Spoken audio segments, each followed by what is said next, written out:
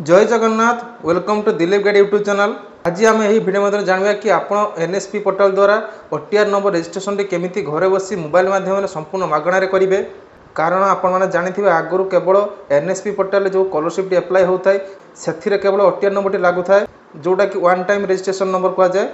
किंतु एबे हो जाइए कि आपण एनएसपी पोर्टल भी फॉर्म अप्लाई कले आपंकर ओटीआर नंबर लगे कि आपंकर जदि ओडिशा स्टेट स्कॉलरशिप पोर्टल आप पोस्ट मैट्रिक कि प्री मैट्रिक जहाँ भी स्कॉलरशिप आप अप्लाई करेंगे ओटीआर नंबर मैंडेटरी अच्छी आपको ओटीआर नंबर काढ़ा पड़ो देले जाकि आप फॉर्म टी अप्लाई करेंगे ना अप्लाई करेंगे ना। तेणु यही वीडियो माध्यम आपको जनइबी पूरा सिंपल प्रोसेस केमी आप घर बसी मोबाइल माध्यम आप ओटीआर नंबर रजिस्ट्रेशन करेंगे। वीडियो को स्टार्ट करने पूर्व जब आप चैनल को प्रथम थर पर आसते चैनल को सब्सक्राइब कर रखि जो चैनल को सब्सक्राइब कर नोटिफिकेशन बेल आइकन ऑल पे सेट कर दिंतु कारण यही चैनल सब इनफॉर्मेशन वीडियो अपलोड होता है। चलते अब वीडियो स्टार्ट कर देखिए आप केमी आपंकर ओटीआर नंबर रजिस्ट्रेशन करेंगे।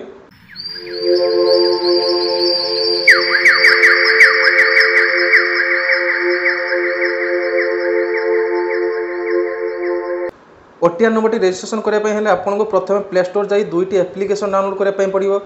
प्रथम एप्लिकेशन टी हूँ NSP OTR. NSP OTR application प्रथम डाउनलोड कर जेहेतु मो डाउनलोड होती ओपन देखा तेणु यहाँ को आप डाउनलोड करने तापर आउ गोटे एप्लिकेशन आप डाउनलोड करने पड़ो आधार फेस आरडी यहाँ आपको इंस्टॉल करने पड़ो। तेल यहाँ को इंस्टॉल कर दिंतु यही दुईटी एप्लिकेशन इंस्टॉल कर सारापर आप मोबाइल माध्यम आपंकर ओटीआर नंबर रजिस्ट्रेशन करेंगे।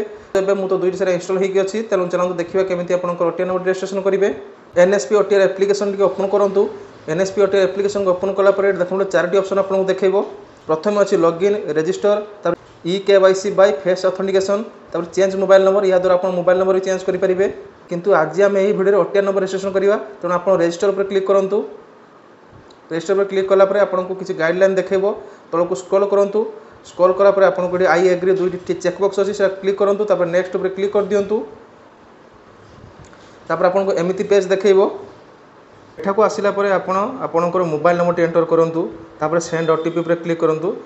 एठी आपन जो मोबाइल नंबर टी देबे सेटा आपन जदि आधार कार्ड सहित लिंक अच्छी भी ठीक अच्छी जदि भी लिंक ना ताले किसी प्रॉब्लम ना आपन जेकोसी मोबाइल नंबर दे पारिबे। तापर एठी ओटीपी फिलअप करदेबे। चलो तो आपको करके देखौजी। देखो मुझे गोटे मोबाइल नंबर एंटर करदेली।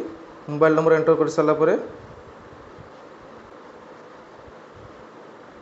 देखो मोबाइल नंबर एंटर कर सारा ओटीपी सेंड करते ओटीपी आसी जाइए।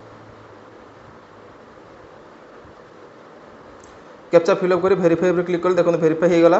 देखा देखो आई हैव आधार जेहेतु आप आधार कार्ड थ्रो रे करूँ रजिस्ट्रेशन तो आई हैव आधार पर सिलेक्ट कर रखिए। तापर आप तौक जाइए आधार नंबर फिलअप करदेवे।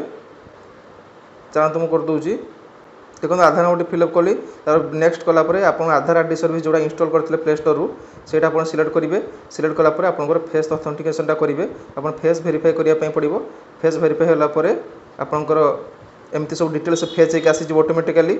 तापर मुझे तौक को स्क्रॉल करेंगे। तौक को स्क्रॉल करापर आपको किसी डिटेल्स भरवाई पड़ो जमी mother name and father name fill up करने पड़ो। चलते mother name father name fill up कर दूसरी। तापर देखो ईमेल आईडी जो तले अच्छी से ऑप्शनल अच्छी से आप चाहिए देपारे ना भी छाड़ी पारे। तेणु मुझे दौना तापर नेक्स्ट उपर क्लिक कली तापर आई एग्री उपर क्लिक कलापर आपंकर ओटीआर नंबर रजिस्ट्रेशन होकर आसीज। देखो आप ओटीआर नंबर टी रजिस्ट्रेशन हो जाए आप स्क्रीनशॉट मार रखिपारे। स्क्रीनशॉट मारी आप प्रिंट आउट काढ़ी पारे। तेणु यही भाव में आपणकर ओटीआर नंबर रजिस्ट्रेशन करेंगे मागणार घरे बसी आपंक निज मोबाइल माध्यम। तेणु मुझे वीडियो आपको स्टेप बाय स्टेप प्रोसेस कहीदेली कि एमती आप ओटीआर नंबर रजिस्ट्रेशन करेंगे। जदि ओटीआर नंबर रजिस्ट्रेशन नहीं आगे डाउट अच्छे मतलब कमेंट बॉक्स जनातु आपको कमेंट द्वारा रिप्लाई देदेवी। और जब वीडियो माध्यम आपको किसी साहाଯ୍य होती वीडियो कमेंट कर जनातु। वीडियो को लाइक कर दिंतु वीडियो को शेयर कर दिंतु आम रिलेटिव सर्कल देले से इनफॉरमेशन पाइपर। चलतु देखा आउ एक वीडियो सहित। जय हिंद।